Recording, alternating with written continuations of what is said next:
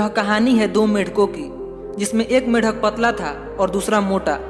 दोनों जंगल के एक छोटे से तालाब में रहा करते थे और दोनों ही बचपन के दोस्त थे और साथ में ही खेलते कूदते बड़े हुए थे। वे दोनों दिन भर तालाब में खेलते उछलते, गप्पे मारते और मौज मस्ती किया करते थे।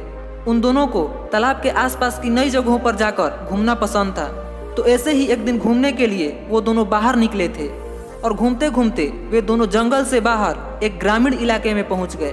वहां उनका ध्यान एक आदमी पर गया। वह आदमी एक खेत में अपनी गाय से दूध निकाल रहा था। वे दोनों उस आदमी को देखकर अचंभित थे, क्योंकि आज से पहले उन्होंने कभी किसी को ऐसे दूध निकालते हुए नहीं देखा था। वो दोनों उस आदमी को देख ही रहे थे कि तब तक वह आदमी अपनी गाय से दूध निकालकर उस एक बाल्टी में भरकर चला गया। वे दोनों उस दूध को देखकर आश्चर्यचकित हो गए, क्योंकि आज से पहले कभी उन्होंने दूध नहीं देखा था। आज तक उन्होंने अपने तालाब के केवल गंदे पानी को ही देखा था। इसलिए उन दोनों ने सोचा कि इस सफेद पानी में तैरने का मजा ही कुछ और होगा। कुछ देर सोचने के बाद अचानक उन दोनों ने बाल्टी में छलांग लगा दी जिसमें दूध था। वहां जाकर दोनों देखते हैं सफेद पानी और बोलते हैं, अरे वाह, क्या कहीं सफेद पानी भी होता है क्या? हमने तो कभी सफेद पानी नहीं देखा। और वैसे भी उन दोनों को मौज मस्ती करना पसंद था ही, तो वे दोनों वहीं मस्ती करने लगे। कभी तैर रहे होते हैं, कभी उछल रहे होते हैं, तो कभी गोते लगा रहे होते हैं। खूब उछल कूद और मस्ती करने के बाद वो जो मोटा वाला मेंढक होता है वह कहता है, चल यार, अब घर जाने का समय हो गया है, अब वापस जंगल चलते हैं। तब पतला वाला मेंढक कहता है, हाँ यार, अब वापस चलते हैं। वे दोनों बाल्टी से बाहर छलांग लगाने की कोशिश करते हैं, पर वे बाल्टी से बाहर नहीं जा पाते, क्योंकि वह बाल्टी बहुत ही बड़ी होती है।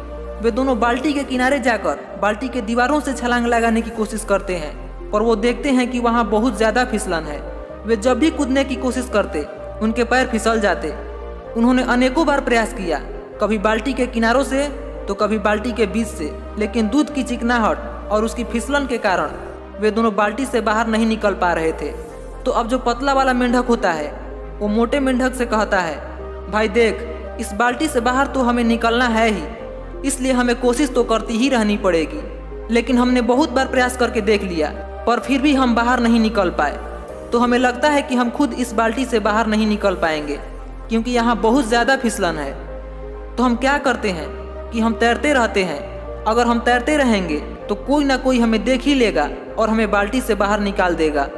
मोटा मेंढक उस पतले मेंढक की बात मान लेता है और वो दोनों तैरते रहते हैं। 1 घंटा, 2 घंटा और ऐसे करके 3 घंटे हो गए और अभी भी वो लगातार तैर रहे होते हैं। लेकिन इतने समय गुजरने के बाद भी कोई उन्हें बाल्टी से बाहर नहीं निकालता है। तो अब जो मोटा वाला मेंढक होता है वो तैरते तैरते थक जाता है और कहता है, भाई, अब मैं और नहीं तैर पाऊंगा, कई घंटों से तैरते तैरते मैं थक चुका हूँ। तो पतला मेंढक कहता है, भाई देख, अगर तू पैर चलाना बंद कर देगा तो तू डूब जाएगा और कुछ देर में सांसें रुक जाएगी और तू मर जाएगा। भाई तू पैर चलाता रह। तो वो मोटा मेंढक थोड़ी देर और पैर चलाता है और कहता है, भाई देख, हमने बहुत साथ दिया एक दूसरे का, हम दोनों बचपन के दोस्त हैं और आपस में बहुत सारी मस्ती की, हमेशा साथ रहे।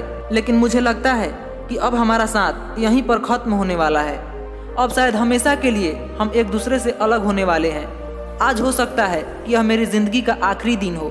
अब मैं और मेहनत नहीं कर सकता, मैं और पैर नहीं चला सकता और अब शायद मैं डूबकर मर जाऊंगा।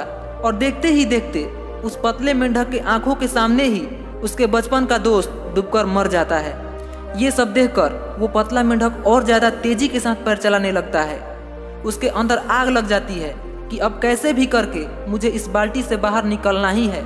मुझे हार नहीं माननी, अगर मैंने हार मान ली तो मैं भी मर जाऊंगा। उसके आंखों से आंसू निकल रहे थे, फिर भी वो तेजी के साथ पैर चला रहा था। और वो इतना पैर चलाता है, इतना पैर चलाता है कि कुछ देर बाद उस दूध से मक्खन निकलना शुरू हो जाता है। और काफ़ी देर से दूध के रखे रहने के कारण दूध जमने भी लगता है। तो दूध के जमने और मक्खन के निकलने से वह मेंढक देखता है कि अब दूध पहले जितना चिपचिपा नहीं रहा। तो वह मक्खन पर बैठकर पूरे जोर से छलांग लगाता है और बाल्टी से बाहर निकल जाता है। बाल्टी से बाहर आने के बाद कुछ देर तक तो उसे समझ ही नहीं आता कि आज उसके साथ क्या हो गया।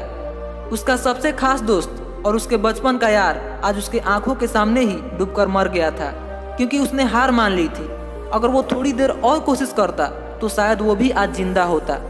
पतले मेंढक को बाहर निकलने की खुशी थी तो अपने बचपन के अजीज दोस्त को खोने का गम भी था। उसके आंखों में आंसू थे, लेकिन अब वह कुछ नहीं कर सकता था।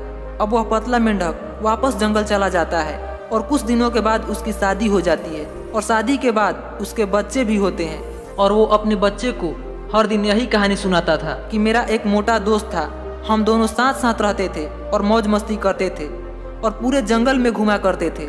एक दिन हम दोनों एक बाल्टी में गिर गए जिसमें सफ़ेद पानी था।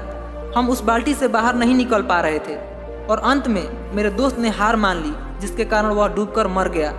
इसलिए मैं तुम्हें यही सिखाना चाहता हूँ कि चाहे जीवन में कितना भी कठिन परिस्थिति क्यों न आ जाए, लेकिन कभी भी हार मत मानना, वरना तुम्हारा भी वही हाल होगा जो मेरे दोस्त का हुआ था। तो इस कहानी से हमें यही सीख मिलती है कि चाहे हमारे सामने कैसे भी हालात क्यों न आ जाए, हमें हार नहीं मानना चाहिए। हमें डटकर उस परिस्थिति का सामना करना चाहिए। बेशक थोड़ा समय अधिक लगेगा, लेकिन दूध से मक्खन जरूर निकलेगा। हम मंजिल तक पहुंचने ही वाले होते हैं कि आखिरी समय में ही हम हार मान लेते हैं और अपने मंजिल से भटक जाते हैं। तो हार मानकर जीवन भर पछतावा करने से बेहतर है कि थोड़ा और प्रयास किया जाए, थोड़ा और दर्द सहकर अपने काम को निरंतर किया जाए, क्योंकि सफलता उन्हीं की कदम चूमती है जो कठिनाइयों में भी रहकर बिना रुके लगातार अपने मंजिल की ओर आगे बढ़ते हैं। इसलिए मैं आप सभी से कहना चाहूँगा कि आप हर हाल में अपने लक्ष्य की ओर आगे बढ़ते रहिए, क्योंकि लक्ष्य को पाने में परेशानियाँ तो बहुत आएंगी, लेकिन जब सफलता कदम चूमेगी तो उसका मजा ही कुछ और होगा।